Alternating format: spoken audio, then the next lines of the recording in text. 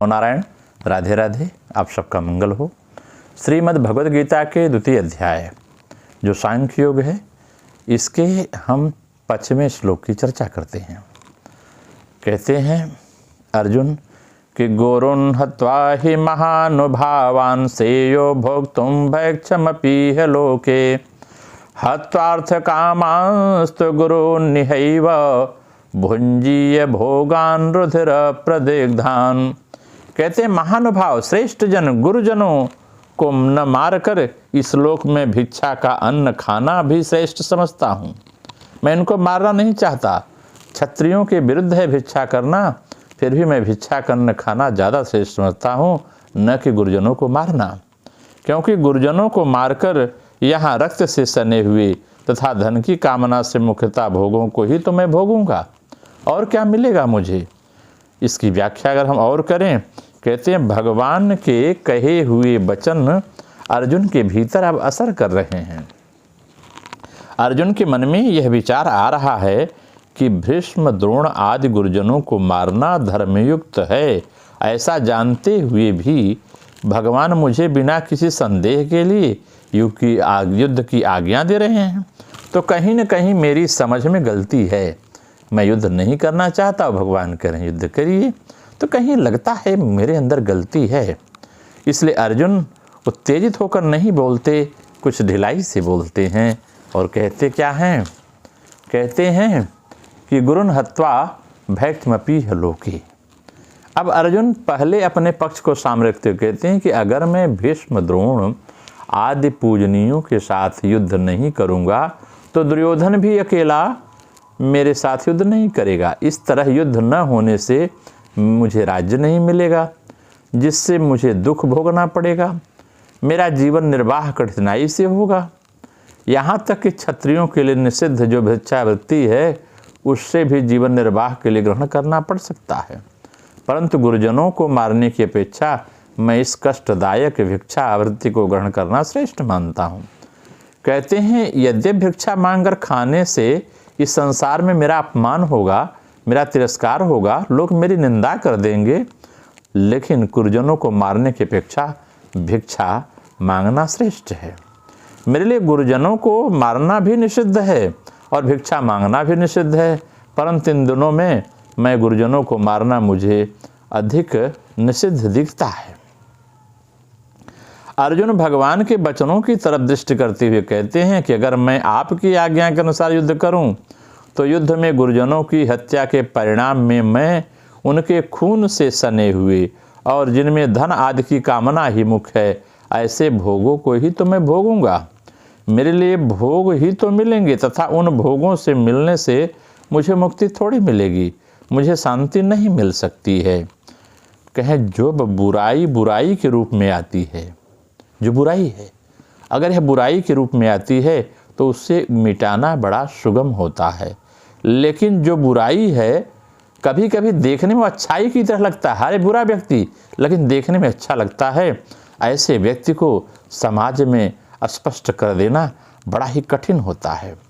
जैसे सीता जी के सामने रावण और हनुमान के सामने कालनेमी राक्षस, दोनों राक्षस है, आए, लेकिन किस रूप में आए? ब्राह्मण के रूप में आए।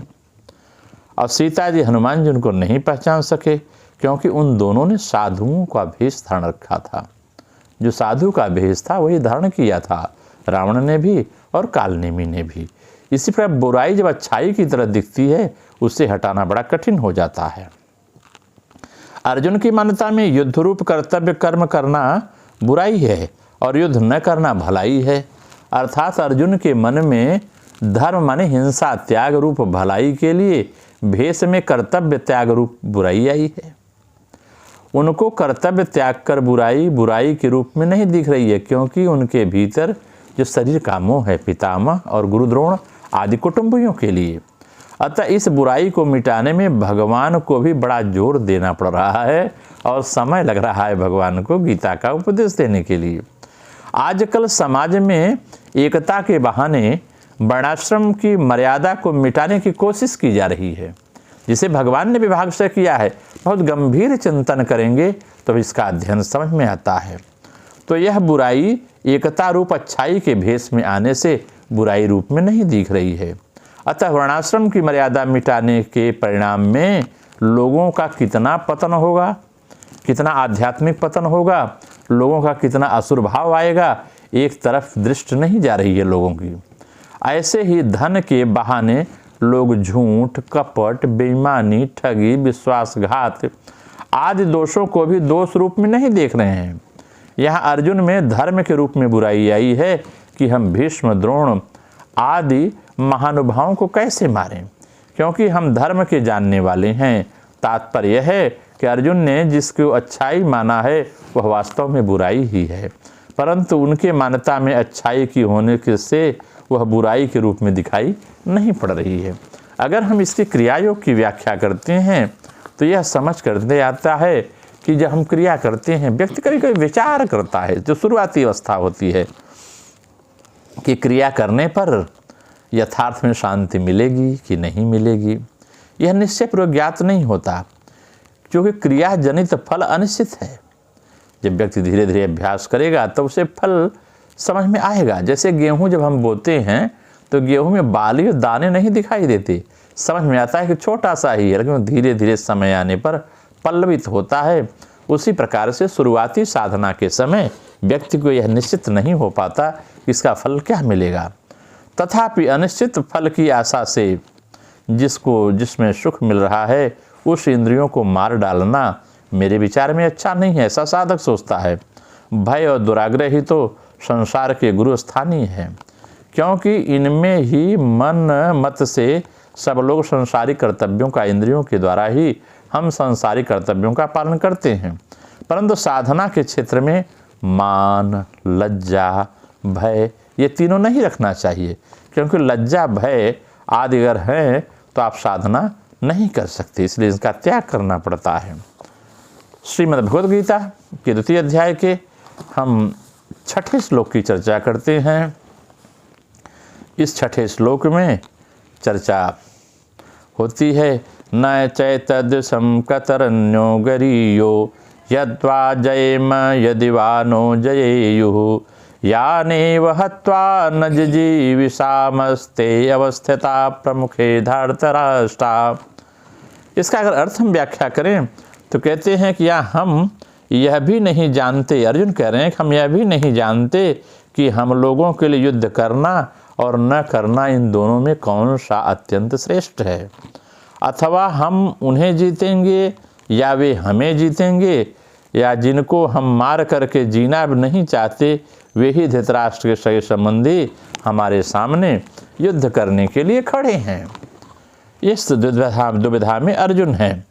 अर्जुन कहता है मैं युद्ध करूं या न करूं, इन दोनों बातों का निर्णय मैं नहीं कर पा रहा हूं। कारण कि आपकी दृष्टि में तो युद्ध करना श्रेष्ठ है, और मेरी दृष्टि में गुरुजनों को मारना, पितामह आदि को मारना, कुटुंबियों को मारना पाप होने के कारण युद्ध न करना श्रेष्ठ है। इन दोनों पक्षों को सामने रखने पर मेरे लिए कौन सा पक्ष श्रेष्ठ है यह मैं नहीं जान पा रहा हूँ। इस प्रकार दोनों मतलब भगवान के पक्ष और अर्जुन के पक्ष दोनों समकक्ष दिख रहे हैं। अगर आपकी आज्ञा के अनुसार कहते हैं अगर युद्ध किया जाए तो हम उनको जीतेंगे, वे दुर्योधन आदि हमारे को जीतेंगे, इसका भी हमें पता नहीं है कि हम जीतेंगे या वो जीतेंगे। यहाँ अर्जुन को अपने बल पर विश्वास नहीं है, उनको भविष्य पर भी अविश्वास है, क्योंकि भविष्य में क्या होगा, क्या होने आ रहा है किसी को पता नहीं है। कहते हम तो कुटुंबियों को मारकर जीने की भी इच्छा नहीं रखते, भोग भोगने की, राज्य प्राप्त करके हुक्म चलाने की बात तो बहुत दूर की है। कारण कि हमारे जब कुटुंबी ही नहीं रहेंगे तो हम किसके साथ वार्तालाप करेंगे, कौन सा सुख प्राप्त करेंगे। केवल हम बैठ बैठ कर शोक में चिंता मग्न होंगे, इसका परिणाम केवल संताप ही मिलेगा। चिंता शोक करने और वियोग का दुख भोगने के लिए हम जीना नहीं चाहते हैं। हम जिनको मारकर जीना भी नहीं चाहते वे ही धृतराष्ट्र के संबंधी या उनके पुत्र आदि हमारे सामने खड़े हैं। धृतराष्ट्र के सभी संबंधी हमारे कुटुंबी ही तो हैं, उन कुटुंबियों को मारकर हमें जीना धिक्कार है। अगर इसकी हम क्रियायोग में व्याख्या करते हैं तो यह बात हमें समझ में आती है कि जय में भी कल्याण नहीं है, यह कह रहे हैं। और पराजय में भी कल्याण नहीं है। जय पराजय में दोनों में कल्याण नहीं देखता हूँ। कहीं सब सामने खड़े हैं जिनको मारकर मैं जीने की इच्छा नहीं कर सकता। तो धृतराष्ट्र के 100 पुत्र का मतलब है जिनको मारने की बात होती है। इनकी आध्यात्मिक व्याख्या करें तो 10 इंद्रियां हैं, 5 ज्ञान इंद्रियां, 5 कर्म इंद्रियां, ये 10 दिशाओं में दौड़ती हैं। तो 10 इंद्रियां और 10 दिशाओं में दौड़ना, तो 10 गुणे 10 यही 100, यही 100 रूपक है, मतलब यही 100 धृतराष्ट्र के पुत्र हैं। ये इंद्रियां जब 10 दिशाओं में दौड़ती हैं तो वही स्वभाव प्रकट होता है, उच्छृंखल स्वभाव जो व्यक्ति को दुष्मार्ग की ओर ले जाता है, नरक की ओर ले जाता है। कहते हैं जब यहाँ जय में भी कल्याण नहीं, पराजय में भी कल्याण नहीं, तो यह समझ लेना ही शुभ लक्षण है, क्योंकि मन एक बारगी आध्यात्मिक नहीं होता। तथापि मन यह भी प्रकट करता है कि सारी मनोवृत्तियाँ मारकर मैं जीना भी नहीं चाहता। कारण यह है कि इस समय मन की अनेक वृत्तियों में मानो मैं अपने को वर्तमान पाता हूँ। मनोवृत्तियों के अवरोध होने पर भी मैं का वाचक अहम आत्मा केवल बचता है। अगर हम मनोवृत्तियों को मार दें, आत्म तत्व बचा रहता है। यह विषय भोग लंपट मन किसी प्रकार की धारणा नहीं कर पाता। विषयों के न रहने पर मन के साथ आत्मा भी नहीं रहता, यही उनकी धारणा है। परंतु यह एक भ्रामक धारणा है। इसे समाधि सिद्ध साधक भली भात समझते हैं। ये द्वंद्व में उसे लाभ नहीं होता। नमो नारायण। आप सबका मंगल हो। राधे राधे।